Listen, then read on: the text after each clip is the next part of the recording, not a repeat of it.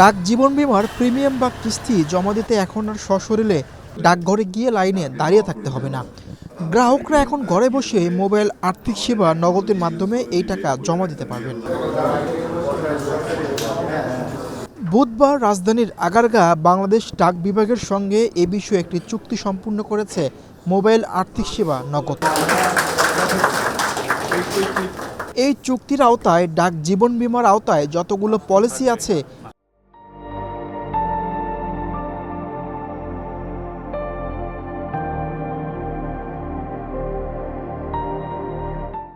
আজীবন বীমা, মেয়াদি বীমা, নির্দিষ্ট বীমা ও বিবাহ বীমা সবগুলোর বীমার কিস্তি নগদের মাধ্যমে পরিশোধ করা যাবে। সে ডাক বিভাগের কোনো একটা অফিসে গিয়ে, পোস্ট অফিসে গিয়ে তারপরে তাকে প্রিমিয়ামটা দিতে হয়। মানুষের আসলে আজকাল অনেক কাজ থাকে, তারপরে ট্রান্সফারেবল জব থাকে। আমি হয়তো ঢাকায় এখন আছি, পরে খুলনায় চলে গেলাম, তখন কিভাবে দিব, ফাইল ট্রান্সফার করা ইত্যাদি ইত্যাদি অনেক ঝামেলা হয়।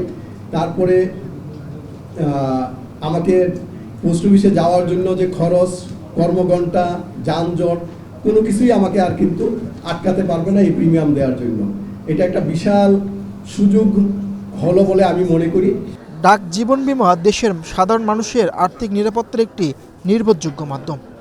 এই সেবাকে আরও আধুনিক ও জনবান্ধব করার লক্ষ্যে কাজ চলছে বলে জানিয়েছেন ডাক অধিদপ্তরের মহাপরিচালক কাজী আসাদুল ইসলাম। প্রিমিয়াম আমরা যারা দিতাম, বিশেষ করে এখন তো এই যুগের চাহিদা অনুযায়ী অনেকেই তারা চান যে ঘরে বসে তিনি তার যত ধরনের সেবা তারা এটা নিতে পারেন, তারা নেবেন। ব্যাংকিংগুলো ঘরে বসে করা যাচ্ছে। এটা শুক্রবার, শনিবার ছুটির দিন, ঈদের দিন, পুজোর দিন বলে কিছু নাই। 24 আওয়ার্স আমরা এই সেবাগুলো নিতে চাই। আমরা বিভিন্ন কমোডিটি বা পণ্য বা লজিস্টিক্সের আমরা এরকম ইয়েগুলো দেই, আমরা যেগুলো বলে যে আমরা অর্ডার করি এবং ঘরে এসে আমরা ডেলিভারিগুলো নেই। তো আমরা ডাক বিভাগও কিন্তু ধীরে ধীরে সেই দিকে যাচ্ছি।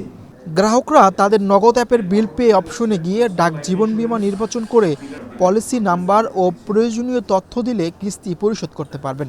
পেমেন্ট সফল হওয়ার সাথে সাথে গ্রাহক একটি ডিজিটাল রিসিট ও কনফার্মেশন মেসেজ পাবেন, যা ভবিষ্যতের প্রমাণ হিসেবে কাজ করবে।